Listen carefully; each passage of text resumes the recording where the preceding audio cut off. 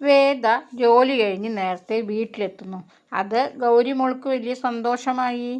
വേദ ദുഃഖിച്ചിരിക്കുന്നത് കണ്ട് അമ്മ ചോദിച്ചു, എന്തു പറ്റി മോളെ എന്ന്. ഗൗരിമോളോട് സംസാരിക്കുമ്പോൾ എനിക്ക് ഒരു കുറ്റബോധം, ഞാൻ അവളെ പറ്റിക്കുകയാണോ എന്ന്.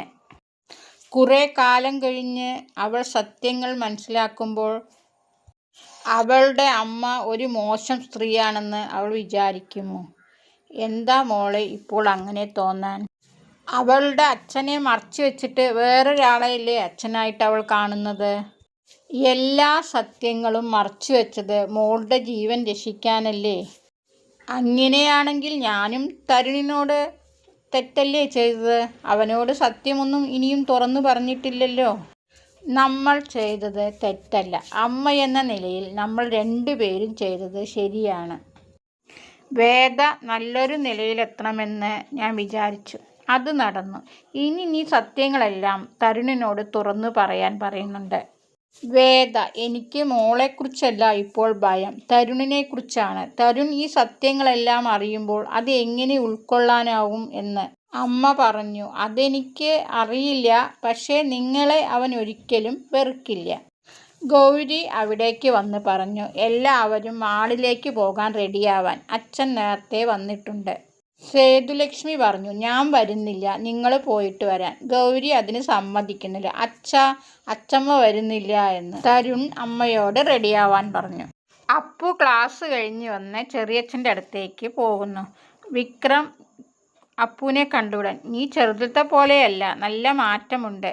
അപ്പു, ചെറിയച്ഛന് ഒരു മാറ്റവുമില്ല. ക്ലാസ് കട്ട് ചെയ്യാൻ പറ്റിയിരുന്നെങ്കിൽ ഞാനും ചെറിയച്ഛനെ കൂട്ടാൻ വന്നെന്നെ. അതിന് ഞാൻ അത്ര നല്ല സ്ഥലത്തു നിന്നൊന്നും അല്ലല്ലോ വരുന്നത്. ചെറിയച്ഛൻ നിരപരാധിയാണെന്ന് കോടതി പറഞ്ഞില്ലേ, പിന്നെന്താ? അപ്പു പറയുന്നുണ്ട്, ഇനി നമുക്ക് ചെറിയമ്മയെ കണ്ടെത്തണമെന്ന്. ശ്രീജ പറയുന്നുണ്ട്, ഇവൾ ഭയങ്കര വായാടിയാണ്. ചില സമയത്ത് ഇവളുടെ വർത്തമാനം കേട്ടാൽ വേദ പറയുന്നത് പോലെ തന്നെ തോന്നും. ശ്രീജ അപ്പുവിനോട് ചായ കുടിക്കാൻ പറയുന്നു.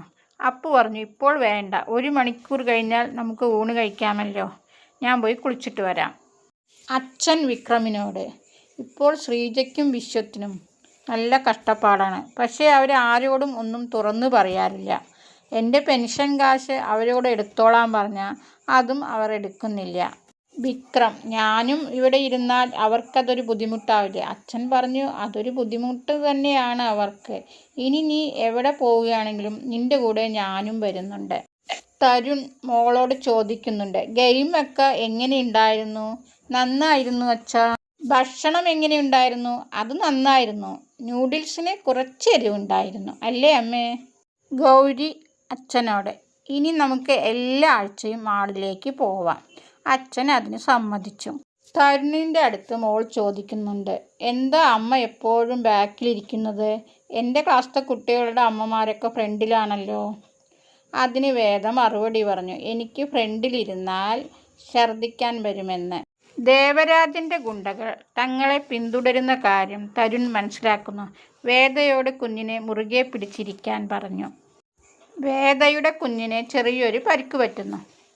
വിക്രം ഉറങ്ങുമ്പോൾ ഒരു കുഞ്ഞിൻ്റെ കരച്ചിൽ കേട്ട് ഞെട്ടി ഉണരുന്നു. അച്ഛൻ ചോദിച്ചു, എന്തു പറ്റി?